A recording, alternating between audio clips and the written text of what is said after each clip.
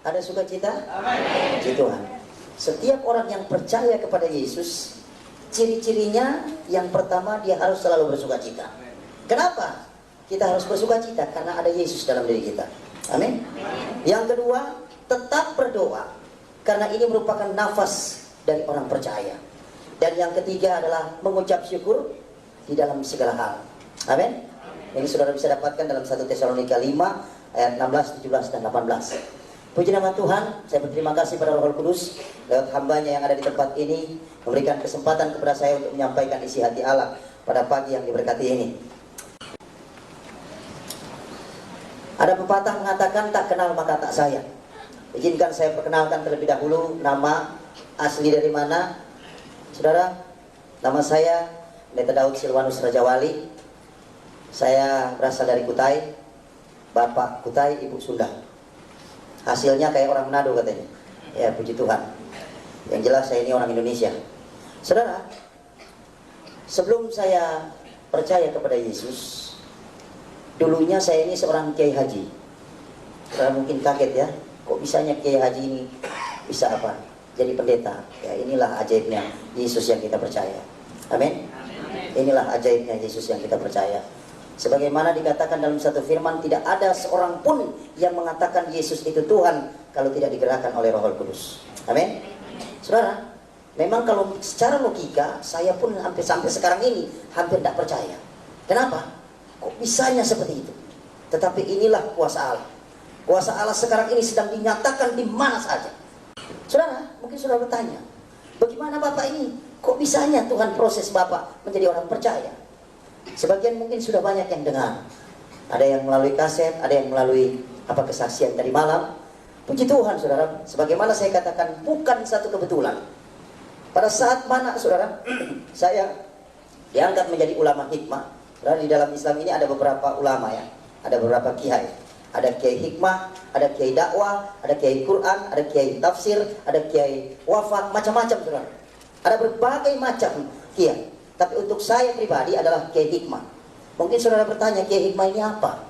Kiai hikmah ini kalau saudara tahu, kalau umpamanya saudara pernah mendengar apa yang dinamanya dunia spiritisme, okultisme, dunia gaib, kemudian dunia jin, saudara perlu saudara ketahui yang membidangi itu adalah kiai hikmah. Kalau saudara juga melihat bagaimana orang dibacok tidak mempan, kemudian ditembak tidak mempan, udah bagaimana cara seperti mereka lakukan kepada beberapa dia demonstrasikan kepada orang-orang, saudara, itu banyakkan kiai hikmah yang menangani. Dan saudara, saya dinobatkan menjadi kiai hikmah ini sejak umur 15 tahun. Dan saudara, sejak saya umur 15 tahun dinobatkan menjadi kiai hikmah ini, saya memelihara kurang lebih 5.000 jin. Kemudian di samping itu saya mempunyai amalan. Amalan ini tidak tanggung-tanggung yang menyangkut hidup saya juga. Sebelum umur 40 tahun kami tidak boleh menikah lebih dulu. Kemudian di samping itu ada berbagai disiplin. Setiap tahunnya kami harus sisihkan waktu kami 4 bulan untuk semedi. Dan saudara, kebiasaan saya melakukan semedi ini kalau tidak di Mekah, di masjid-masjid tua, atau tidak di makam-makam wali. Tapi entah kenapa tahun 1996 saya digerakkan hati saya untuk bertirakat di satu masjid terbesar di Asia Tenggara. Adapun masjid itu adalah Masjid Istiqlal di Jakarta. Dan saya menempati di lantai 2. Saudara, baru berjalan waktu itu 2 bulan saya lakukan tirakat ini, saya jalankan semedi ini. Tiba-tiba saudara, ada seorang satpam yang datang kepada saya dan mengemukakan masalahnya. Dia kata, Pak Kiai, saya mau minta bantuan sama Bapak. Bantuan apa? Saya bilang, saya ini sedang tirakat, saya bilang. Sebenarnya tidak bisa diganggu. Tapi dia bilang, ini penting sekali. Ini masalah masjid. Oh baik, dia bilang, apa itu masalahnya? Ada selama 2 minggu saya ini sekarang ini menjadi bulan-bulanan dari seorang anak muda yang berilmu sakti. Beliau ada di lantai bawah.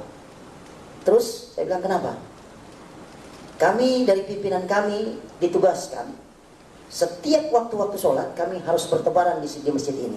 Kami harus bangunkan orang-orang yang tidur, orang yang duduk-duduk, untuk mereka berkumpul di lantai 2 ini untuk melakukan sholat berjemaah. Tetapi pada waktu saya mau membangunkan seorang anak muda yang sedang tidur, dalam jarak 2 meter saya dekati anak muda ini, saya sudah tidak bisa dekati dia lagi.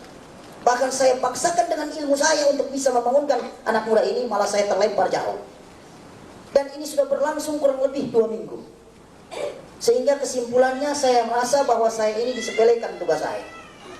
Terus saya rasa karena Bapak seorang kiai hikmah, saya yakin bahwa anak muda ini bisa ditaklukkan oleh Bapak. Saya bilang sebenarnya sederhana kalau menghadapi orang sakti. Kamu dekati orang sakti itu dengan kamu tidak memakai ilmu kamu, karena ilmu kamu masih di bawah dia. Jadi kamu dekati dia tanpa memakai dengan ilmu kamu. Oh begitu. Jadi sekarang ini kamu pergi ke lantai bawah, di lantai 1, kemudian kamu bangunkan anak muda itu, dan apabila dia sudah bangun, cepat suruh dia menghadap saya. Oh baik Pak, dia lakukan.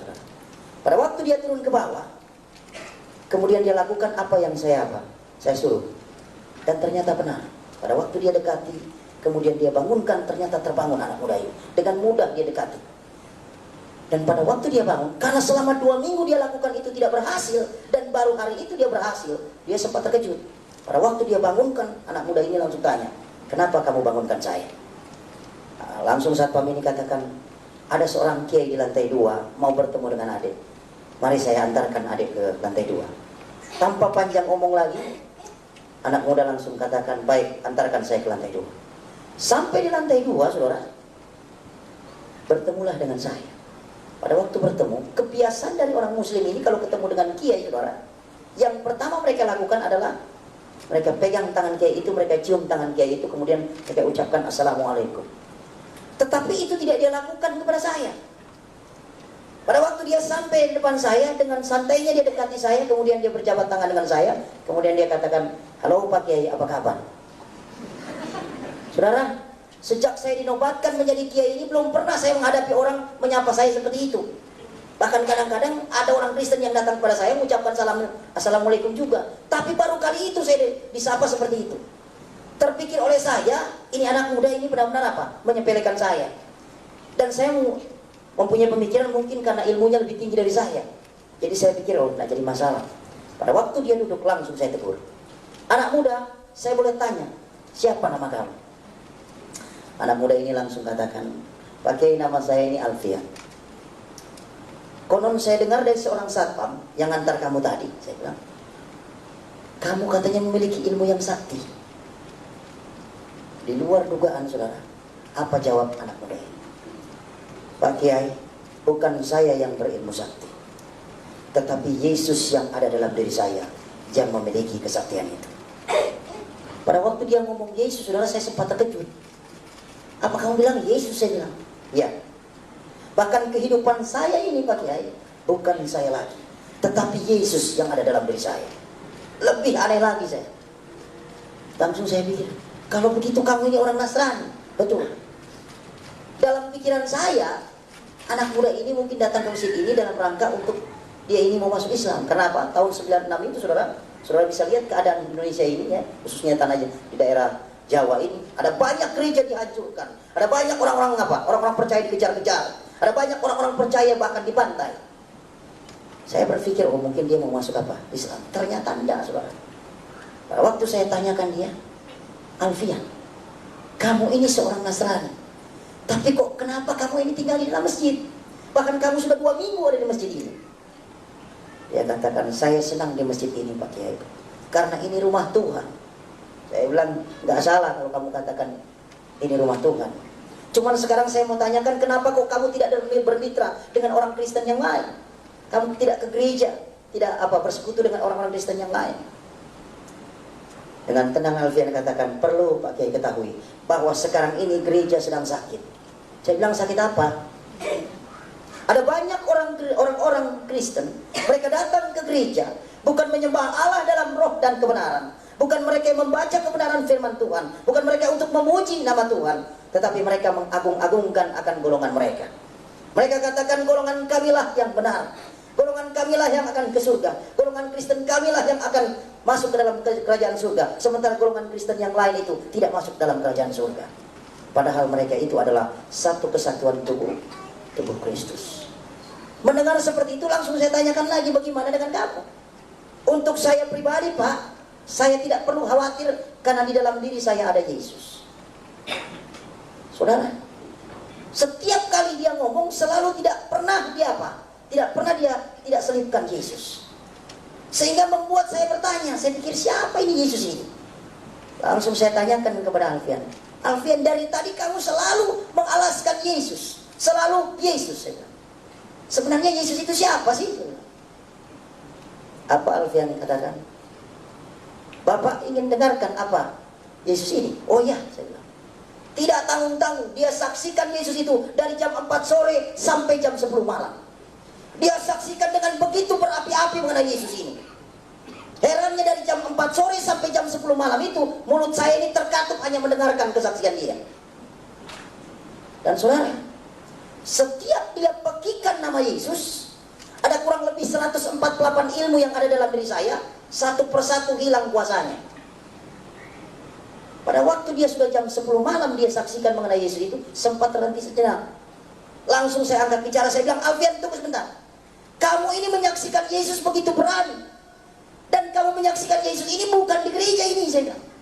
Ini dalam masjid, saya bilang. Bagaimana bisa jadi kamu seberani ini? Dia bilang, inilah yang diinginkan oleh Yesus yang ada dalam diri saya. Saya harus saksikan Yesus itu kepada Bapa. Saat itu sempat saya agak sedikit marah, saudara, karena dia begitu tegas menunjuk kepada saya. Saya bilang, baik, kalau kamu katakan seperti itu, sekarang ini kamu akan saya tahan di tempat ini. Saya akan tes Yesus yang ada dalam diri kamu. Dengan satu catatan, apabila Yesus yang ada dalam diri kamu kalah dengan ilmu saya, maka besok juga kamu harus ucapkan 2 kalimat syahadat dan kamu harus ikut sholat subuh berjemaah bersama saya di lantai 2 ini. Kamu siap terima tantangan saya? Alfian dengan tenang dia katakan, kalau itu yang diinginkan oleh Yesus yang ada dalam diri saya, maka saya akan terima tantangan Bapak di dalam nama Yesus. Hilang lagi ilmu satu. Saat seperti itu, saya sempat sadari bahwa di dalam nama Yesus ada kuasa. Saya sempat berpikir, luar biasa ini anak muda ini. Anak muda itu kurang lebih umurnya sekitar 25 tahun. Dia tahu persis bahwa Yesus ada di pihak dia. Dia tahu persis kapasitas Yesus yang dia percaya. Dan pada saat itu langsung saya bilang, baik, kalau kamu memang berani menerima tantangan saya, sekarang juga saya persilakan kamu untuk mempersiapkan diri. Ada mungkin ritual yang kamu harus lakukan untuk mempersiapkan dalam pertandingan ini, saya juga akan mempersiapkan diri. Saudara, pada waktu saya sementara mempersiapkan diri, kurang lebih hampir 2 jam, saya persiapkan diri saya dengan berbagai ritual yang saya lakukan. Yang saya lihat, Alfian ini tenang-tenang saja. Tidak ada satu reaksi apapun yang dia lakukan. Sepengetahuan saya biasanya kalau orang Kristen mau persiapan, paling tidak diperhubungkan dengan Tuhan dengan berdoa. Kadang-kadang mungkin bertelut, kemudian lipat tangan, tutup mata. Tapi ini dia tidak lakukan sama sekali. Dia duduk dengan tenang. Sehingga membuat saya penasaran. Saya langsung tinggalkan sejenak. Saya punya persiapan. Saya dekati dia. Alfian, boleh saya tanya sebentar? Oh boleh Pak, silakan. Ini saya hampir 2 jam mempersiapkan diri. Tapi yang saya lihat kok kamu tenang-tenang saja. Alfian dengan senyum dia katakan, Bapak ini mau lawan saya atau mau lawan Yesus yang ada dalam diri saya? Iya, saya bilang saya akan lawan Yesus yang ada dalam diri kamu. Tapi paling tidak kamu harus ada persiapan. Dia bilang, kalau itu yang Bapak mau, maka saya persilakan biarlah Yesus yang berperang ganti saya. Dan saya cukup diam saja. Belakangan saya tahu setelah saya jadi hamba Tuhan, ini firman Tuhan, saudara. Pada waktu dia katakan seperti itu, saya udah gak bisa ngomong, saudara. Saya bilang, oke, silakan teruskan kamu punya apa? Persiapan. Saya juga akan rampungkan. Sempat terpikir oleh saya, beberapa kali dia pekikan nama Yesus, ilmu saya hilang satu persatu. Saya bilang, ini perlu bantuan, saya bilang. Saat itu langsung saya panggil jin yang saya pelihara. Saat itu saya bilang, jin, sini dulu. Saya melawan, saya mendapat satu musuh yang tidak tanggung-tanggung. Masih muda. Yang herannya setiap dia pekikan nama Yesus, ilmu saya hilang satu persatu. Bahkan entah berapa ilmu yang sudah hilang. Dan saudara perlu ketahui, untuk mendapatkan ilmu ini bukan gampang, saudara. Satu ilmu saja, taruhannya hampir mati dan hidup. Kadang harus dikubur 3 hari 3 malam dengan hanya selang ke atas satu selang ke atas, saudara, melalui mulut. Kadang kita harus berendam di air selama 1 minggu. Itu kalau fisiknya tidak kuat, salah-salah bisa gila. Tapi herannya, saudara, ilmu yang sudah begitu susah saya dapatkan hanya dalam nama Yesus. Takluk. Saudara bisa bayangkan bagaimana kuasa nama Yesus ini. Dan saat itu langsung saya bilang, bagaimana saya harus hadapi dia. Ternyata jin ini sudah mengantisipasi selama 2 minggu kedatangan dari Alfian ini.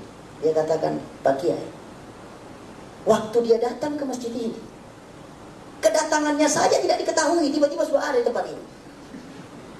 Lebih herannya lagi, seorang satpam yang mau dengan tulus mau membangunkan dia sholat, dalam jarak 2 meter sudah terlempar. Itu dia dalam keadaan tidur. Kami pikirkan kalau umpamanya dia melek lebih parah lagi nantinya. Lalu bagaimana saya bilang harus hadapi dia? Apa dia katakan? Waktu itu Bapak tidak memberikan mandat kepada kami. Tapi kalau Bapak memberikan mandat kepada kami untuk menghancurkan Yesus yang ada dalam diri Alfian ini, terlalu kecil. Karena kami armadanya kurang lebih 5.000. Oh baik, sekarang ini saya andalkan kamu. Karena selama ini saya andalkan kamu, tidak pernah saya kecewa. Maka sekarang ini saya andalkan kamu. Apa syarat? Syaratnya adalah Bapak harus tidur dan anak muda itu harus tidur. Dan kami akan lawan Yesus yang ada dalam dirinya. Oh begitu? Baik. Saya langsung pergi ke anak muda ini, kemudian saya bilang, Alfian, ada aturan main dalam pertandingan ini.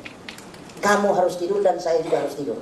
Dan Yesus yang ada dalam diri kamu akan berperang dengan ilmu saya. Kamu siap menerima ini aturan main ini? Dengan tenang dia katakan, kalau itu yang Yesus inginkan dalam pertandingan ini, maka saya terima dalam nama Yesus. Hilang lagi saat itu, saudara. Saudara, saat itu saya benar-benar sedikit gentar. Saudara.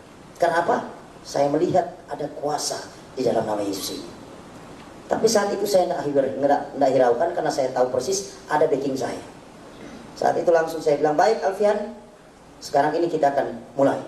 Tepat jam 12 malam. Saat itu saya berikan tempat dia, kemudian saya juga tidak berapa jauh. Kami bersama berdampingan saat itu tidurnya. Sebelum dia tidur, dia minta satu syarat. Pak, saya minta satu syarat. Kalau Bapak banyak syarat, saya satu syarat aja. Apa itu saya? Apabila Yesus yang ada dalam diri saya menang atas ilmu Bapak, maka besok juga Bapak harus mengenal Yesus secara pribadi. Siapa? Saya sempat bingung, saudara. Ini ilmu sudah hilang. Saya pikir-pikir, ini kalau umpamanya saya bilang iya, repot juga kalau nggak ada backing. Tapi saya ingat backing saya. Baik, saya bilang saya akan terima. Ada keberanian setelah saya punya backing. Kenapa, saudara? Di saat itu kami tidur. Jam 2.30, di antara setengah sadar dan setengah bermimpi, saya menyanyikan satu lagu. Saudara, yang namanya Kiai Hikmah ini banyak aturannya.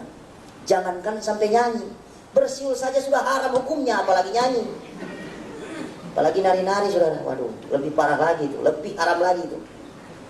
Tapi justru itulah yang saya lakukan. Roh Kudus bekerja secara dahsyat dan ajaib di dalam hati saya saat itu. Kemudian dia wujudkan lewat pujian. Saat itu saya menyanyikan satu lagu. Lagu itu belum pernah saya dengar, saudara. Yang namanya kenal dengan orang Kristen aja termasuk tabu. Malah saya nyanyikan satu lagu. Lagu ini mungkin bagi saudara biasa, tapi bagi saya lagu ini luar biasa. Lagunya adalah Allah kuasa melakukan segala perkara. Saya nyanyikan lagu itu dari awal sampai akhir tanpa salah. Dan saya rasakan ada roh damai sejahtera merasuk dalam diri saya. Pada waktu roh damai sejahtera itu masuk dalam diri saya, langsung saya terkejut. Pada waktu saya terkejut, langsung saya ucapkan, Astagfirullahaladzim, ada apa dalam diri saya ini? Kok bisanya saya nyanyi? Dan saat itu saya ambil mantra-mantra saya untuk saya keluarkan roh damai sejahtera itu. Karena roh damai sejahtera yang masuk dalam diri saya itu termasuk asing. Karena untuk orang-orang yang memiliki ilmu-ilmu kanuragan, jarang sekali ada damai sejahtera. Yang ada selalu waspada. Mau apa? Jangan-jangan ada musuh. Jadi saat itu saya bergumul untuk mengeluarkan roh damai sejahtera itu. Tapi dengan berbagai mantra yang saya lakukan tetap tidak keluar.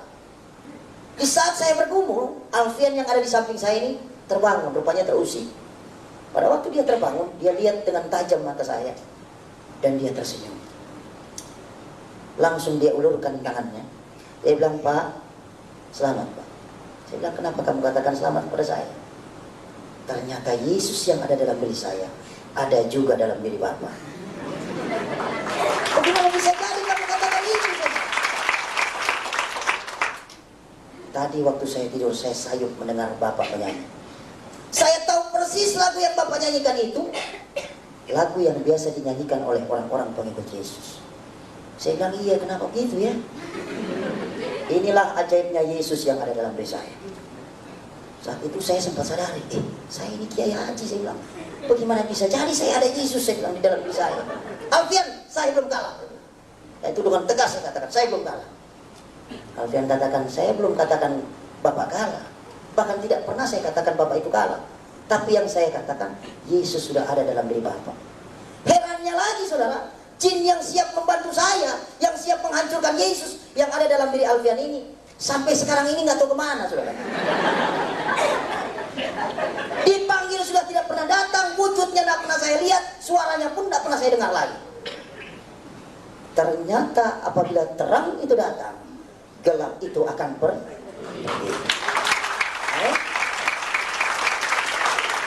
Ada banyak orang tidak mengerti masalah ini. Sudah Yesus masuk dalam dirinya, selalu katakan, saya ini masih begini. Wah saudara, ini nggak ngerti namanya. Amin. Di mana 2-3 orang berkumpul atas nama Tuhan, Dia ada di sini. Tidak ada kuasa kegelapan yang bisa tahan apa di hadapan hadirat Allah. Amin. Saat itu tetap saya tidak bisa terima saudara.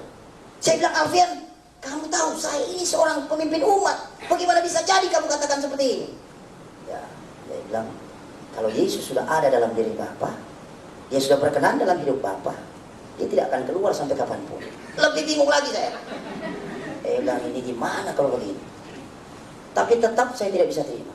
Di saat mana setiap kali saya bergumul terus untuk mengeluarkan roh damai sejahtera itu, tepat jam 4.30, setengah 5, azan subuh berkumandang. Saya bilang, Alfian, saya langsung potong cerita. Saya bilang, Alfian, sekarang ini udah sholat subuh. Saya bilang, saya harus pimpin sholat subuh di tempat ini. Kamu mau ikut atau enggak? Alfian katakan, tinggalkan saya di tempat ini bersama dengan Yesus. Silahkan kalau Bapak mau memimpin sholat subuh. Saat itu langsung saya bergegas meninggalkan dia, dan saya memimpin sholat subuh. Karena mujizat pertama saya abaikan, mujizat kedua Tuhan kerjakan. Tidak tanggung-tanggung ini saudara. Pada waktu saya memimpin sholat subuh, kebiasaan kami di akhir dari sholat subuh, di akhir dari setiap sholat, itu kami mengucapkan 2 kalimat syahadat. Dan sejak saya waktu kecil sampai saya umur 34 waktu itu, yang namanya mengucapkan 2 kalimat syahadat itu belum pernah salah saudara. Tapi tanggal 10 Oktober tahun 1996, jam 5.30, setengah 6, saya ucapkan syahadat ini yang lain daripada lain saudara. Syahadat yang luar biasa. Yang saya ucapkan seperti ini. Asyhadu alla ilaha illallah wa Isa ruhullah.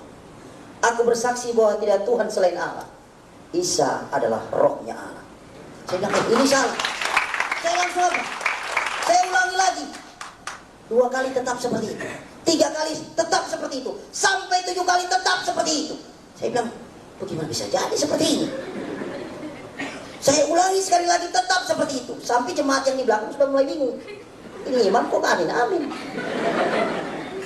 Karena lisan itu saudara, kami ucapkan secara perlahan, tidak terdengar dengan orang di belakangnya. Jadi hanya kami dengan Tuhan yang tahu. Saat itu saya bergumul terus, karena apa? Saya harus perbaiki syahadat itu. Karena apa? Apabila syahadat itu tidak benar, maka sholat itu tidak sah. Jadi saya tetap bergumul untuk apa? Memperbaiki syahadat itu. Tapi tetap seperti itu. Baru saya ingat, apa kata Alfian? Bahwa di dalam diri saya sudah ada Yesus. Entah bagaimana saudara, pikiran saya itu langsung dijamah Tuhan. Saat itu langsung saya pasrah. Dan saya ucapkan di pengimaman itu, Yesus atau Isa Al-Masih, apabila Engkau Tuhan dan Allahku yang harus aku sembah mulai saat ini, dan mulai saat ini aku ikrarkan di hadapan-Mu bahwa Engkaulah juru selamat pribadiku. Di saat mana saya lakukan itu saudara, ada sukacita besar yang masuk dalam diri saya. Saya rasa begitu luar biasa saat itu. Saya sukacita, ada damai sejahtera, karena saya sudah izinkan itu masuk dalam diri saya. Dan apa saudara? Saya saking sukacitanya, saya udah lupa mau mengulangi lagi. Langsung saya ucapkan salam kiri kanan, berjabat tangan dengan jemaat, langsung saya bergegas menemui Alfian. Saking sukacitanya, pikir saya Alfian ini sudah pergi. Ternyata masih ada di tempat itu. Pada waktu dia ada di tempat itu, saya langsung rangkul dia. Kemudian saya bilang, Alfian, ternyata Yesus yang kamu sebut-sebut dari kemarin sore, jam 4 sore itu sampai jam 3 tadi pagi, ternyata dia itu Allah sendiri. Apa kata Alfian? Dari kemarin juga saya udah bilang itu. Kenapa Bapak tidak percaya? Saya bilang, inilah waktu Tuhan untuk saya, Alfian. Inilah waktu Tuhan untuk saya. Sekarang saya mau tanya pada kamu. Menurut kitab kami, bahwa Nasrani dan Yahudi atau Kristen ini terbagi atas 77 golongan. Dan hanya satu yang diterima di sisi Allah. Sekarang saya mau tanya, golongan mana yang diterima di sisi Allah ini? Saya akan ikuti itu. Apa kata Alfian? Pak, jangan ikut dengan golongan. Karena ini merupakan penyakitnya orang Kristen. Golongan ini tidak akan menyelamatkan. Tapi ikutilah jejak Yesus. Apa yang Yesus lakukan, itu yang Bapak kerjakan. Apa yang Yesus tidak lakukan, jangan Bapak kerjakan. Hanya itu. Hanya itu, ya. Tepat jam 7 pagi. Saat itu Alfian mohon pamit. Dia katakan, Pak, sekarang ini semuanya sudah selesai. Ya, saya bilang sudah selesai. Saya sekarang ini mohon pamit. Saat itu langsung saya antarkan dia ke gerbang. Dan herannya saudara, sejak jam 4 sore sampai jam 7 pagi itu, tidak terpikir oleh saya, tanya dia alamatnya di mana, asli dari mana, orang tuanya di mana, keluarganya di mana, tidak pernah saya tanya. Yang terngiang-ngiang dalam pikiran saya itu adalah kesaksian dia mengenai Yesus. Dan pada waktu dia mau berpisah, dia sempat pegang erat-erat tangan saya. Dia bilang, Pak Kiai, selamat berjalan bersama dengan Yesus. Pandang Yesus, jangan pandang manusia. Sampai kita bertemu di kerajaan surga. Mulai saat itu Alfian itu entah kemana. 3 tahun saya mengenyam pendidikan sekolah tinggi teologi, dan saya mendapat predikat yang terbaik. Di saat mana saya menggenggam akan ijazah yang sudah diberikan, saya langsung masuk ke kamar. Saat itu saya menangis dan saya berdoa, Tuhan, siapa Alfian itu? Aku bertanya sekarang juga. Dia telah perkenalkan aku dengan Engkau, dan sekarang ini Engkau telah memilih aku menjadi hamba-Mu. Sekarang ini aku bertanya kepadamu, siapa Alfian itu? Dan apa saudara? Jawab Tuhan lewat doa. Daud, aku kirimkan malaikatku untuk menyelamatkan jiwamu dari api neraka. Saudara, untuk seorang yang banyak melukai hati Tuhan, ternyata jiwanya masih berharga di mata Tuhan. Tapi untuk mengenal Yesus ini bukan berarti tanpa harga, saudara. Ada harga besar yang harus saya bayar. Saya harus diusir dari umat yang saya pimpin. Saya harus apa? Melepaskan semua atribut dunia saya. Saya harus lepas dengan kawan saya yang paling akrab, yaitu jin. Ya, itu saya punya kawan akrab sudah sejak saya umur 15 tahun. Lebih parahnya lagi, orang tua yang justru mengandung saya dan melahirkan saya, tidak mengakui lagi saya sebagai anak. Pahit, saudara. Tetapi puji Tuhan, Yesus katakan dalam Matius pasal 11. Saudara bisa lihat ini, saudara. Matius pasal 11 ayat yang ke-28. Saat itu saya dapat firman ini yang pertama. Dikatakan, marilah kepadaku semua yang letih lesuh dan berbeban berat. Aku akan memberikan kelegaan kepadamu. Pikulah kuk yang kupasang dan belajarlah padaku, karena aku lemah lembut dan rendah hati, dan jiwamu akan mendapat ketenangan. Sebab kuk yang kupasang itu enak dan bebanku pun ringan. Saudara, pada saat saya dapat firman ini, saya dapat penghiburan. Tidak tanggung-tanggung saya sempat dapat kutukan dari umat yang saya pimpin. Ini yang namanya kiai murtad yang siap hidup melarat seumur hidup. Saudara, kutukan ini tidak tanggung-tanggung. Tapi puji Tuhan, murtadnya saya ini malah kenal Yesus, saudara. Yang bukan membuat saya ini semakin melarat, saudara. Semakin melarat seumur hidup, malah tetap naik, bukan turun. Jadi kepala, bukan jadi ekor. Ini indahnya kita bertemu dengan Yesus. Ada banyak sekarang ini tawaran keselamatan, tetapi keselamatan yang hakiki hanya ada pada Yesus. Saudara diberkati? Berapa banyak saudara yang diberkati? Silahkan tunjuk tangan. Saya undang seluruh choir, bahkan pemain musik untuk datang ke depan. Dan saudara silakan berdiri, ungkapkan hatimu. Apabila saudara mempunyai masalah, mempunyai sakit yang tidak bisa disembuhkan, mempunyai masalah di dalam usahamu, mempunyai masalah dalam keluargamu, bawa di kaki Tuhan. Saat ini dia menunggu saudara untuk dia jamah. Biarkan dirimu dijamah Tuhan, agar mana engkau diubahkan hidupmu menjadi manusia baru. Kita angkat satu lagu. Yesus kuasa.